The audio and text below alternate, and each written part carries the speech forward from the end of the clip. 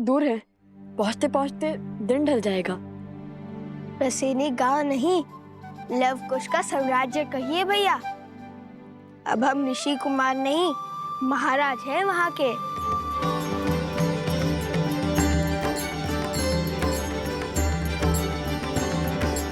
आप दोनों की यात्रा शुभ रहे। तुम हमारी नहीं, अपनी यात्रा की बात करो। कैसे आना हुआ? पहले तो नहीं देखा तुम्हें यहाँ। कुश,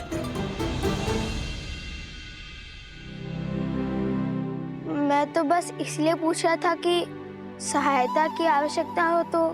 मैं तो यहाँ बस ये दान करने आया था और बीच में प्रसाद खाने रुक गया। बताइए ना, भगवान वाल्मीकि जी का मंदिर कहाँ है? कुश की बातों पर ध्यान मत दो। प्रभु का प्रसाद खाओ और चलो, मैं तुम्हें भीतर लेकर चलती हूँ। हम भी चले कुश?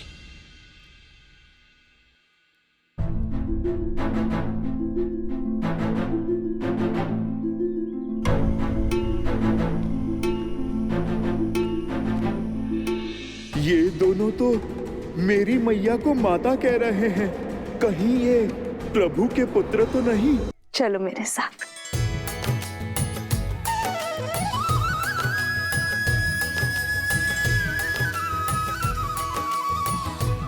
राम लखन सीता सहित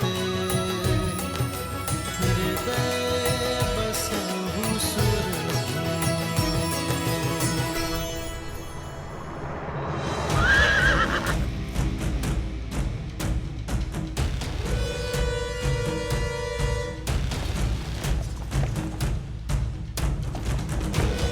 रामानुज, वहाँ दाईं ओर परसनी गांव है।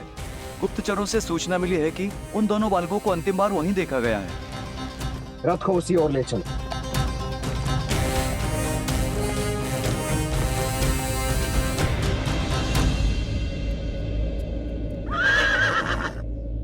अरे, ऋषि कुमार आ गए।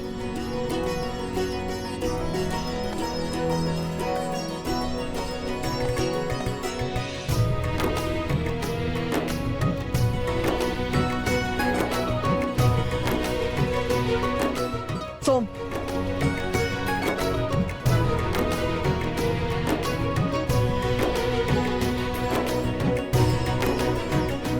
इसे संभालिए, ये हमारे राज्य का प्रतीक चिन्ह है।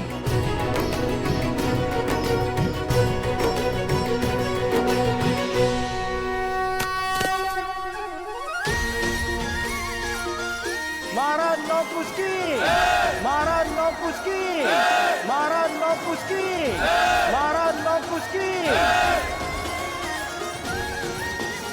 आपका स्वागत है महाराज। भीतर पधारिए।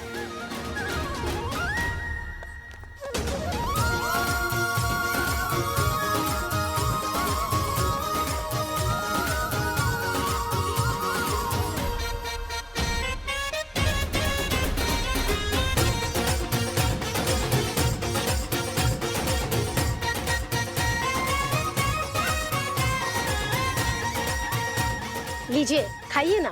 धन्यवाद, किंतु हम यहाँ पर एक उद्देश्य पूर्ति के लिए आए हैं।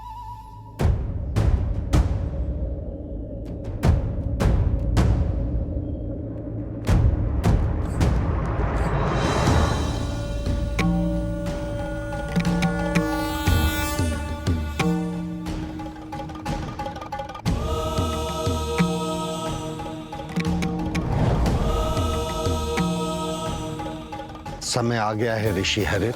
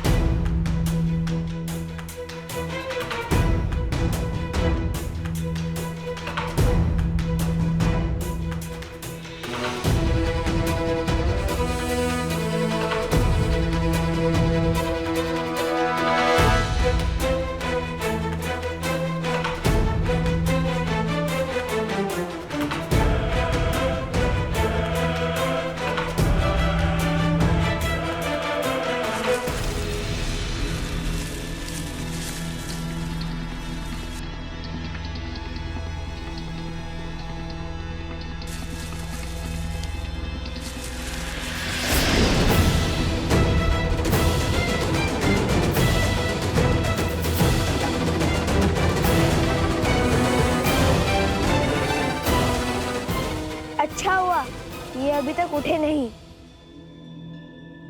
कहिए।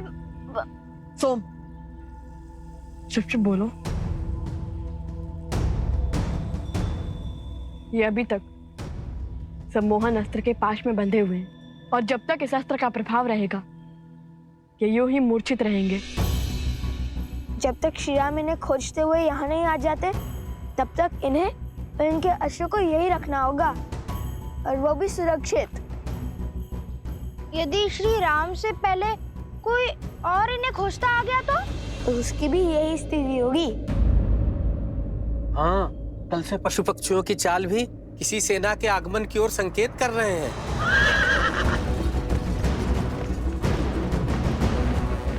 बड़ा शुभ समाचार दिया है। सज्ज हो कुश। 100% भैया।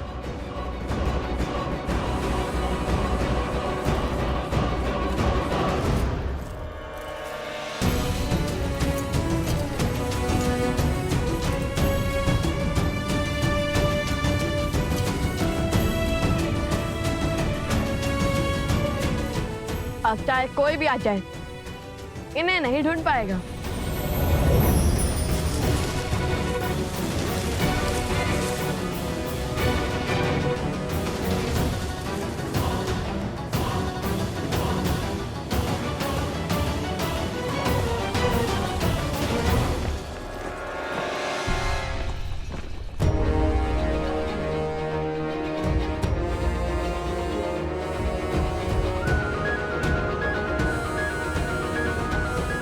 शीघ्र मिलेंगे मित्र।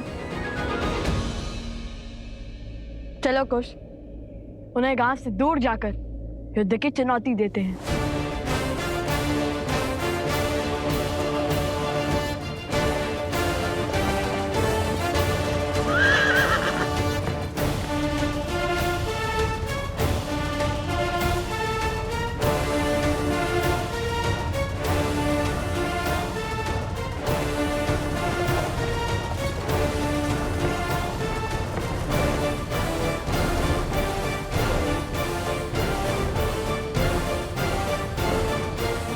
लाओ कुश, रुको।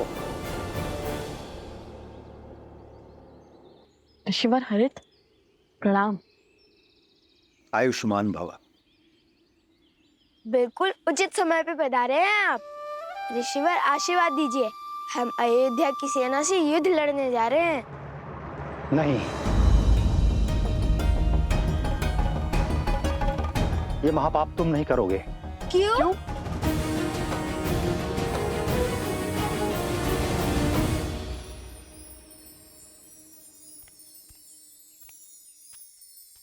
ये लो, ये रही भगवान वाल्मीकि की कुटिया।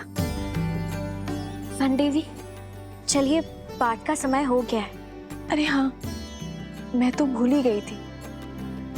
तुम सब चलो, मैं आती हूँ। ठीक है। तुम भीतर चले जाना पुत्र, मुझे पाठ के लिए जाना है।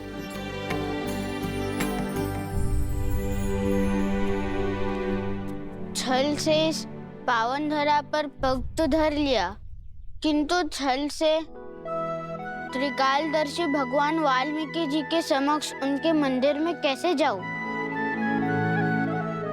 भीतर जाने से पहले तन और मन को पावन करना होगा।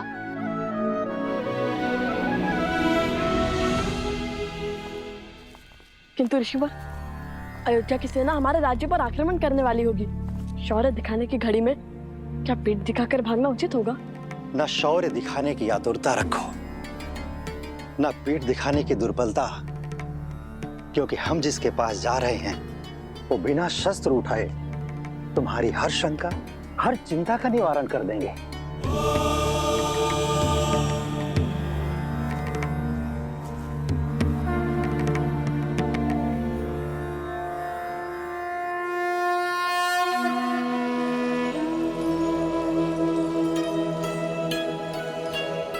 ऋषिवर,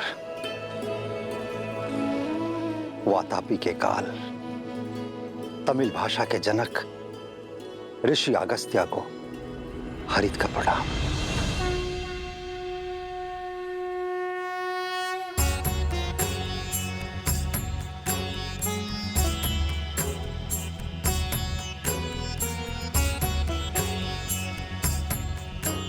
ऋषि अगस्त्य। ऋषि अगस्त्य?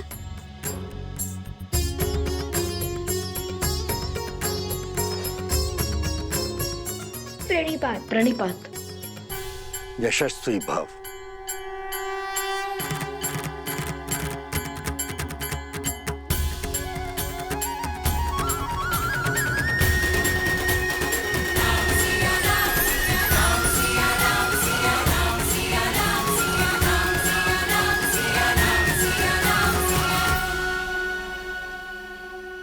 ये दोनों शूरवीर महायोद्धा हैं। देवताओं से अस्त्र प्राप्त किया हुआ है, अनेकों असुरों के संहारक हैं, और तो और एक गांव की सहायता की है, अति दुर्लभ बूटी की खोज निकाली है। जिनका आज इतना तेजस्वी है, उनके कल की चमक देख सकता हूं मैं, किंतु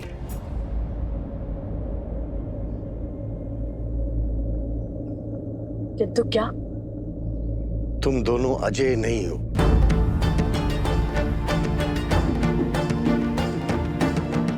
दया और करुणा से देवताओं को प्रभावित करना सरल है, किंतु जिनके मन और कर्म में अंधकार की अमिट छाप हो, उनके मन में बसना बहुत कठिन है। ऐसे लोग सदा संदेह के घेरे में रहते हैं। अपने उद्देश्य को पूरा करने के लिए तुम दोनों को अजेय होना होगा, और उसके लिए तुम दोनों को लोवना नामक नगर जाना होगा, जो कि एक अशुद्ध और पापित नगर है, और वहां जाकर वहां के अधर्मी राजा सत्तीर्थ और उसकी सेना को हराना होगा और धर्म की पताका फहराना होगा। देखिए, आप तो भूत, भविष्य और वर्तमान के ज्ञाता महामुनि हैं, किंतु प्रसिद्धि की अभिलाषा नहीं है मुझे। देखिए, आपके कहे को तो करना चाहता हूं मैं, किंतु भाई मुझे भी है, अपने छोटे भाई का।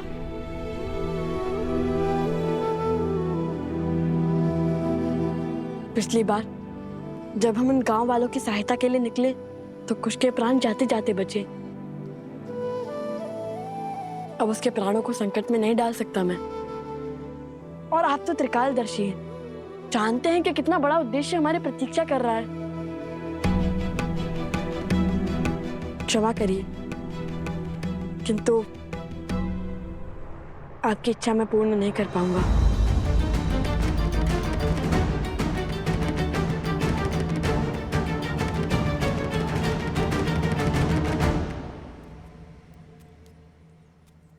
अरे, लौट क्यों आए? भगवान वाल्मीकि के दर्शन नहीं हुए? क्यों?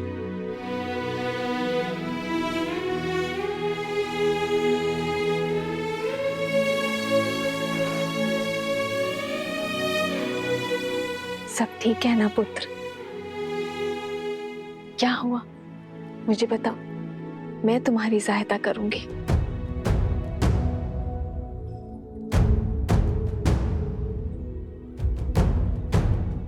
कैसे बताऊं माता कि आपको देखकर भावों के भंवर में बह गया हूं, शब्द ही नहीं मिल रहे।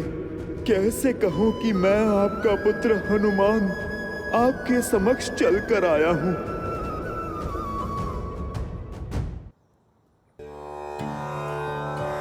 समझ गई, तुम्हें भूख लगी है ना? एक क्षण यहीं रुको, मैं अभी आती हूँ।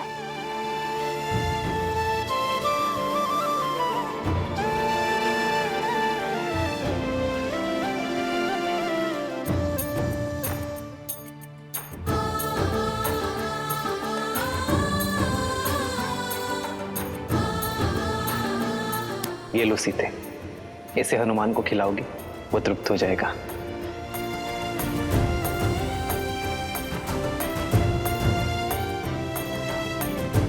भोजन तो पाठ पूरा होने के बाद ही बनेगा, तब तक इसे ग्रहण करो।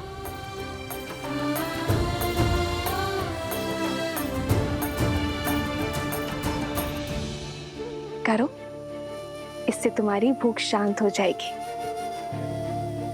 तुलसी के पावन पत्तों ने मेरे पुत्र हनुमान की भूख भी शांत कर दी थी।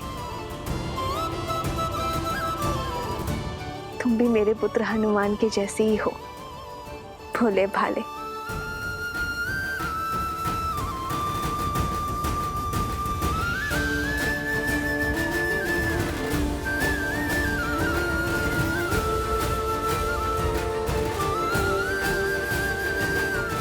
माता को अब भी मेरा स्मरण है।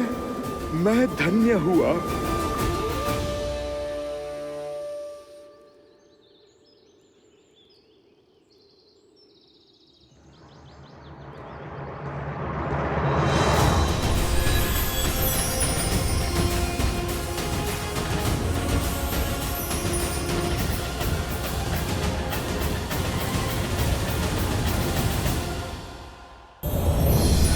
निज पद मन राम पद लीना, पवन सूत देखी जान की दीना।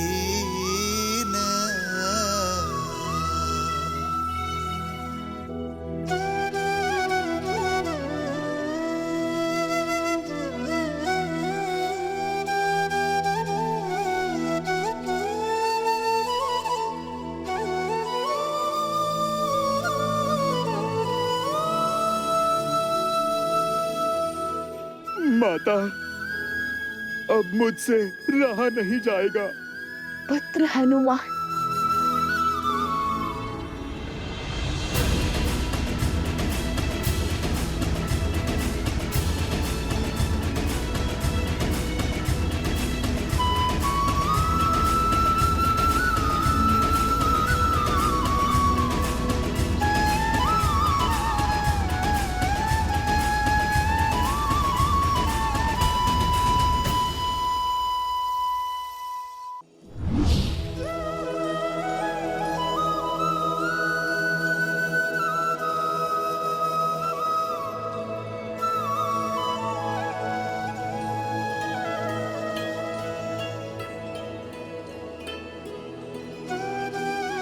माता, मैं आपके सामने रूप बदल कर आया। मैंने माया का प्रयोग करके छल किया।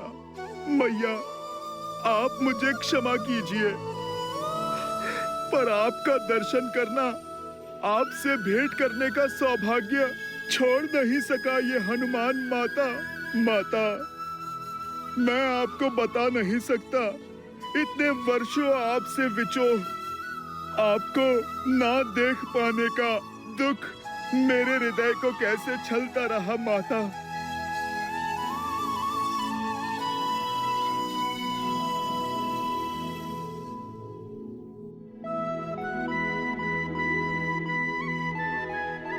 बस पुत्र, संभालो स्वयं को।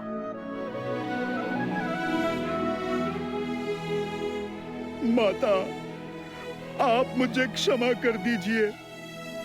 आपके समक्ष आया तो भी माया के आवरण में लिपटकर, रूप बदलकर। माता, नहीं पुत्र, क्षमा मत मांगो। बताओ, कैसे हो तुम? कैसी है मेरी अयोध्या, मेरे श्री राम? माता के बिना भला ये संतान कैसी होगी? महारानी के ममतामय आंचल के बिना प्रजा भला कैसी होगी? हृदय में बिरहा की पीड़ा लिए प्रभु श्री राम कैसे होगे मैया? महलों में जन्मी, महलों में ब्याही, महलों को छोड़कर इन वनों में रह रही मेरी मैया पहले मुझसे मेरी कुशल चीन पूछ रही है। इतनी ममता केवल आप में ही हो सकती है माता। क्षण क्षण प्रभु से विरहा का दुख झेल कर भी कभी किसी को आपने अपना सत्य पता नहीं लगने दिया। माता, आप धन्य हैं माता, आप तो धन्य हैं। नहीं पुत्र, किस विरह, और किस पीड़ा की बात कर रहे हो तुम? मेरे श्री राम तो सदा मेरे साथ ही है।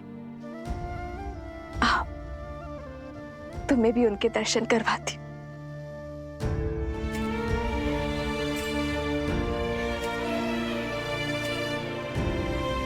ये रहे तुम्हारे प्रभु।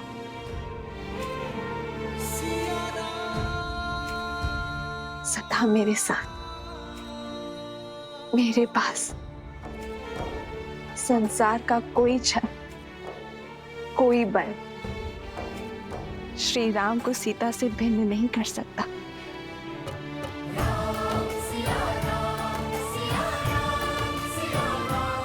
जय सिया राम।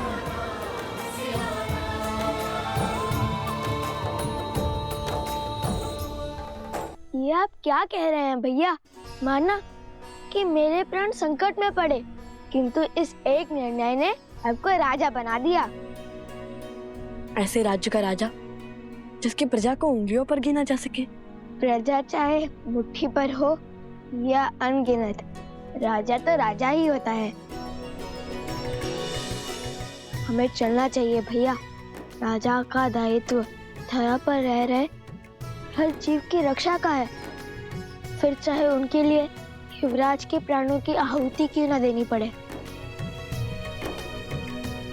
महायोद्धा लव की विजय हो।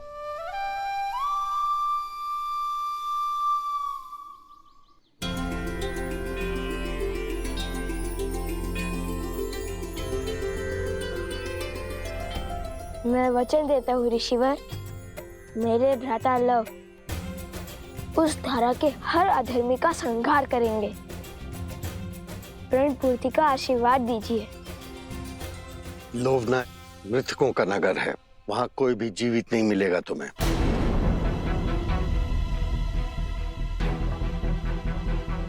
तुम्हें वहां मृत जीवों को जीवन दान देना होगा। मृतका की नगरी अर्थात प्रेतात्माएं। इसलिए कहता हूँ, बिना सोचे समझे प्रण लेने से प्राण भी जा सकते हैं। अब जाओ भूतों की नगरी।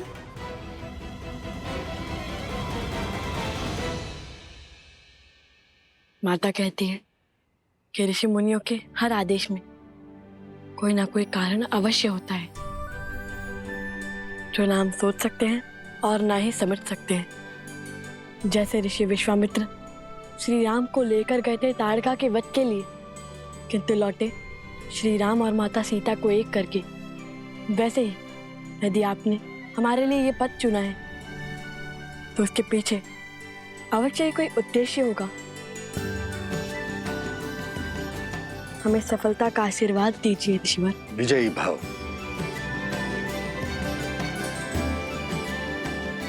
आयुष्मान भव।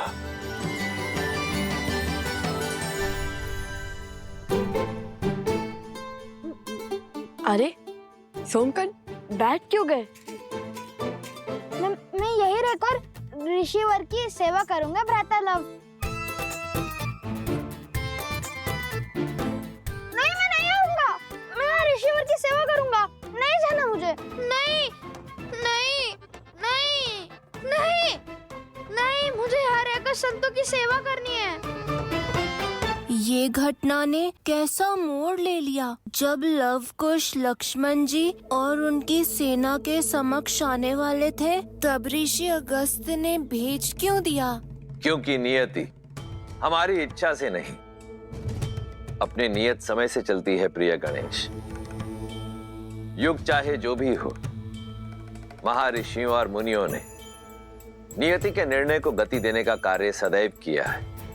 जैसे वर्षों पूर्व ऋषि अगस्त्य ने श्री राम और लक्ष्मण की जीवन यात्रा को आकार देने का कार्य किया था। किंतु लवकुश के इस उद्देश्य में इस अवरोध का क्या कारण है महादेव? क्या उन्हें और सज्ज होने की आवश्यकता है? रघुवंश का भविष्य बनने के लिए, अयोध्या का कल बनने के लिए, श्री राम के पुत्र लव और कुश बनने के लिए अभी इन दोनों को जीवन के और कई युद्ध लड़ना शेष है। और लक्ष्मण का क्या? वो तो प्रसेनी गांव पहुंचने वाले हैं। क्या वो शत्रुघ्न को खोज पाएंगे?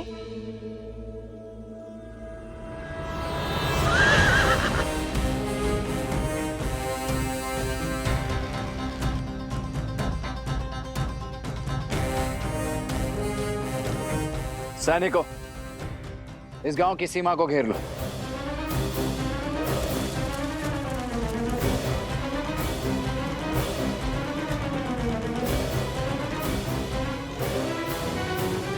कौशल की भूमि पर अयोध्या के ध्वज के स्थान पर यह चिन्ह लगाने का दुस्साहस किसने किया है?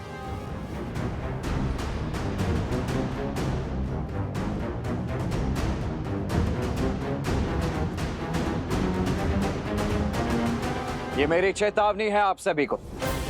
उन दोनों ऋषि कुमारों और उनके साथ आए अश्व को हमें अर्थात राजा राम के प्रतिनिधि लक्ष्मण को सौंप दीजिए।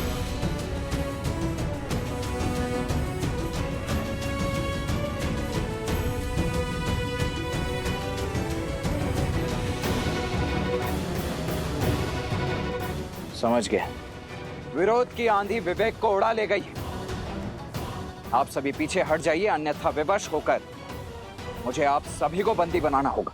हमारे मन में राजा राम के लिए श्रद्धा भी है और सम्मान भी, किंतु हम लव को अपना राजा और उनके भ्राता कुश को अपना युवराज मान चुके हैं। इसलिए अब आपको हमारे गांव के भीतर आने के लिए उनकी आज्ञा लेनी ही होगी। ये कौशल राज्य है और यहाँ के केवल एक ही राजा है, कौशल नरेश, अयोध्यापति श्री राम।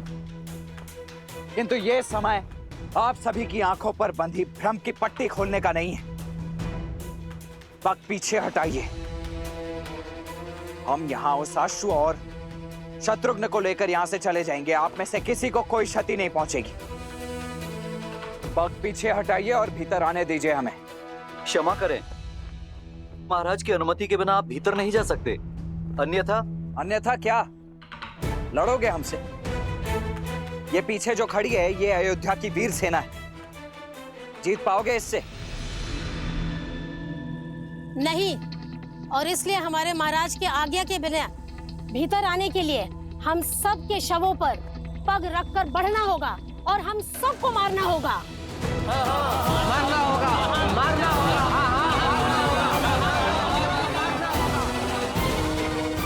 आइए, रंगिए अपनी तलवार को हम निर्दोषों के रक्त से।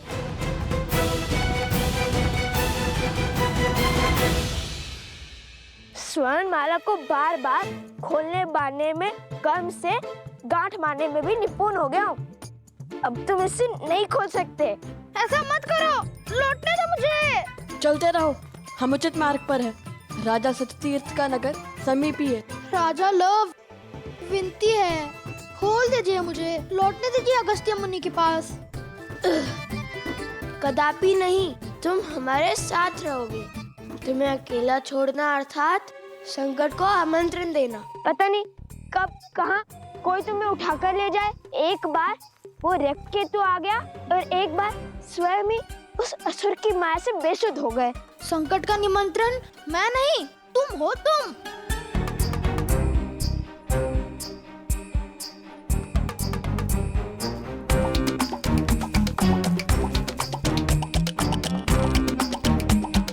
रुक जाता तो अगस्त्य ऋषि से तनिक ज्ञान ही ले लेता। वो एक ग्रास में पूरा का पूरा वो तभी असुर खा गए थे। आता समुंदर को पीकर बंजर कर दिया था उन्होंने। ना कुछ सीख जाता उनसे। क्यों, जल पीना नहीं आता क्या?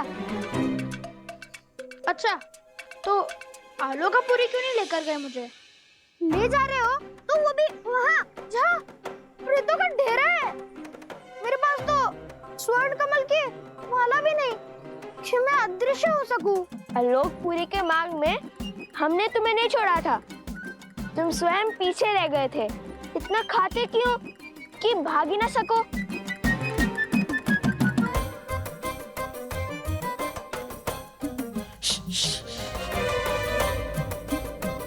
शांत रहो, वो देखो।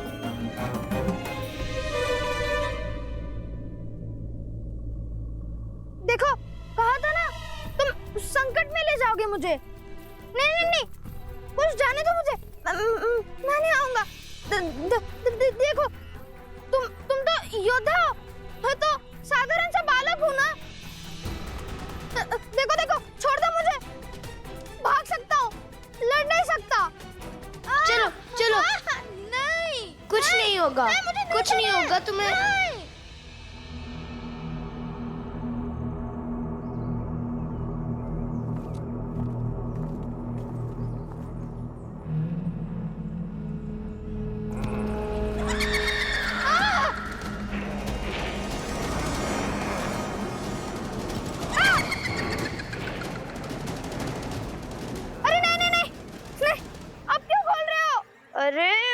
बांधे बांधे धनुष कैसे चलाऊंगा?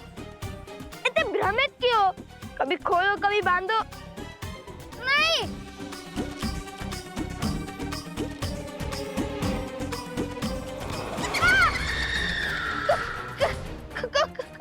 जो भयभीत होते हैं उन्हें प्रेत सबसे पहले प्रहार करते हैं।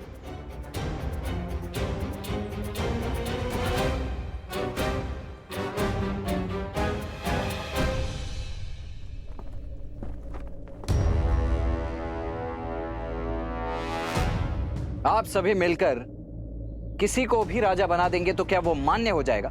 मानना पड़ेगा, क्योंकि जिन्होंने हमारे प्राण बचाए उन पर प्राण निछावर करने का धर्म है हमारा।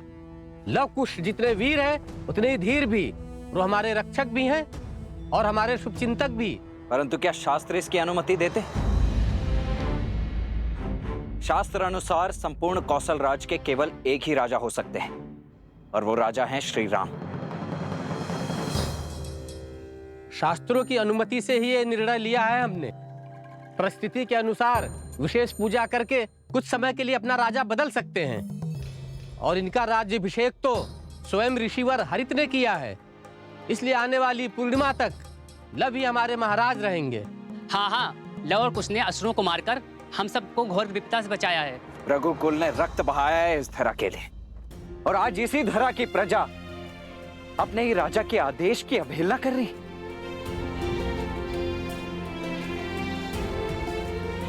क्या लवकुश के कुल का भी भान है आप सभी को?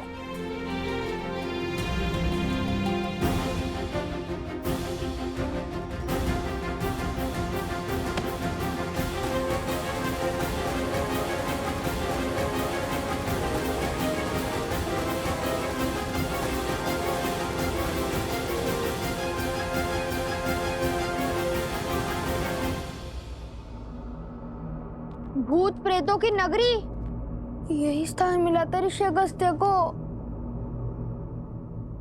यहाँ अजय होना तो छोड़ो, जीवित रहना भी कठिन लगता है। अभी तो उनकी महिमा गा रहे थे। हाँ, आगे बढ़ो।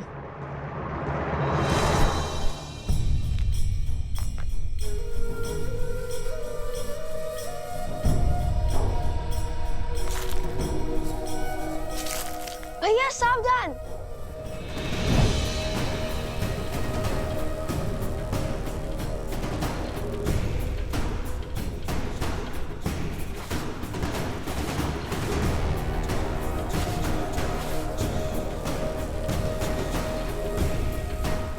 ये तो स्वर्ण है।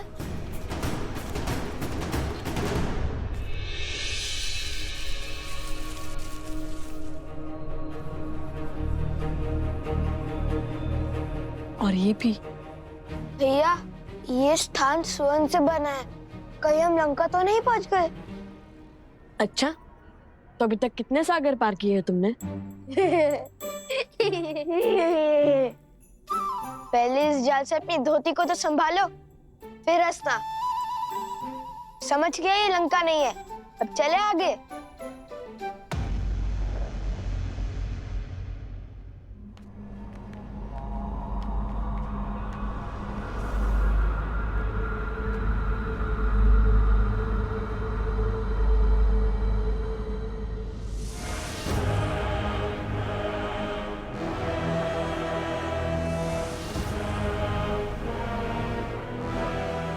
यहाँ तो सन्नाटा है, जीवन का कोई चिन्ह नहीं है। हर ओर धूल है। झील का जल कैसे काला पड़ गया है। स्वर्ण की नगरी जो भक्तों की नगरी हो गई है।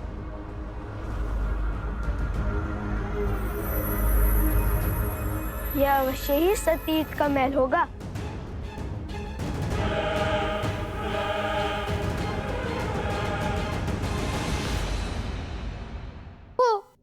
कोई है वहाँ? भेष से तो ब्राह्मण देव लगते हैं। हाँ, कदाचित मार्ग भटक गए होंगे। सोम, तुम जाकर उनसे पूछो, हम महल की ओर जाते हैं। अति उत्तम। अब दोनों जाइए महल। उन भूतों के राजा और सैनिकों के पास मैं इन भद्रा पुरुषों की रक्षा करता हूँ।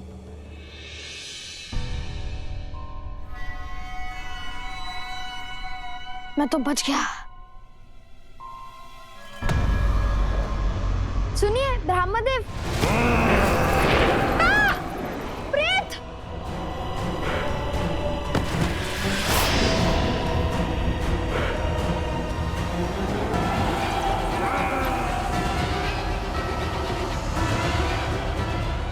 सोम?